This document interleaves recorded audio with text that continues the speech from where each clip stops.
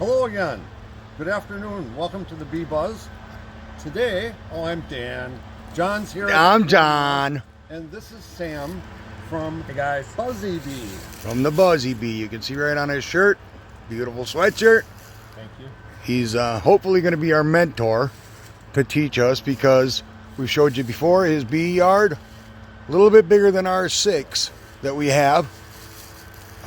We showed you his product already, and now we want to talk to him and ask him some questions about where we might be screwing up and what we might be doing right, which is probably a little more. All right, guys. Should we? We'll start with the initial question. How did you get started with bees? So I got started with bees by reading a book.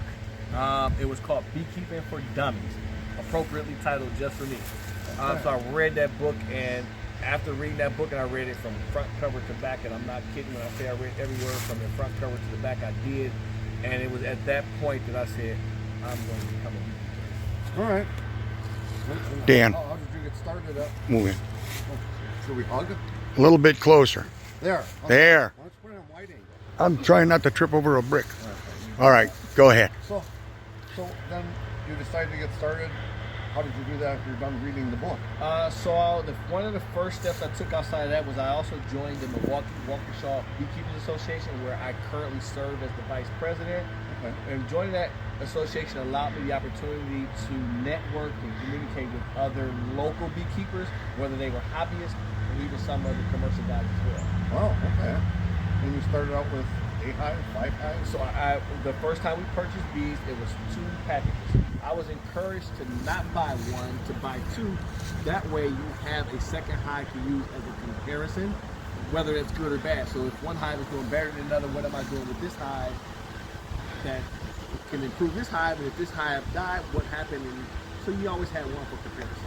And the type of bees, does it make a difference? So for the most part, yeah, well, we can go yes and no on that. And the reason why I say it is because we're here in Wisconsin. There are some bees that are genetically more used to like colder weathers versus some other bees. That's where that kind of boils down. Okay, because they got to survive 4 months. Correct. They got to be able to survive. But, you know, some of my big things that I feel personally is that when it comes to getting bees ready for winter, making sure there's a lot of food for these guys, and you want to make sure you're treating. The varroa mite is real and very serious. It will take a hive out right away in winter time. Okay, so there's a treatment for that? There is a treatment. There are several treatments that people use. So you have things like formic acid pro, Apivar. So those kind of things are for mite treatments.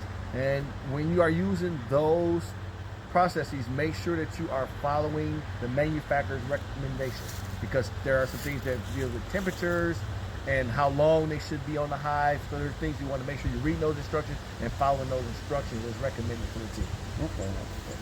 How many? Oh, go ahead. Oh, smack me right in my head. See that bee? Well, you're in Call a cop. Wait. How many times a month or year do you harvest your honey? So this year particularly I did twice. I had my first harvest. It was kind of a dry year. It started off pretty dry. I harvested once in the beginning of July, and then right away again at the beginning of August, because that's when I end my harvest season. By the end of the first week in August, I want to be done pulling honey. Okay. To And give let them these build guys, up their to food. allow these guys to build up their reserves. Okay. Yes. Good, good. But last year 3 times I was fortunate enough that I started right away in June, and I did it right away in July, because I was looking at the stores and I'm like, oh, this is a lot of work for one man. And then again in August, because this is the final two, which turned out to be a pretty good deal as well. So you can buy things through this association to make connections, like honey or Correct. hives or bees. So one of our biggest bee suppliers, Mr. Tim Banks with Heritage Honeybee, he's actually probably an active member to every association here in the state of Wisconsin. So he's out in Sullivan, Wisconsin. So you have resources like that, Capital Bee Supply.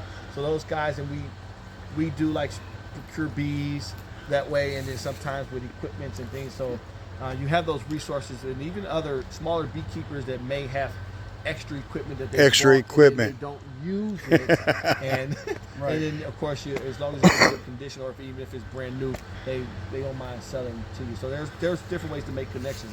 Yeah, It's 'cause all we about need- networking. We need those 2 white things right there. So the hive stands. Are Hive those- stands and 2.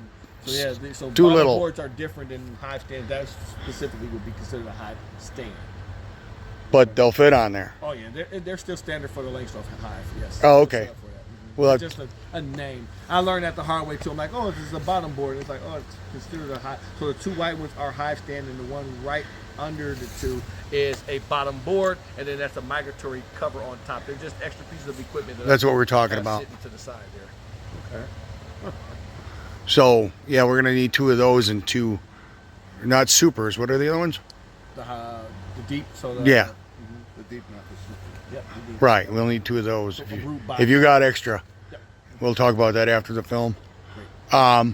So your wife, you had a job.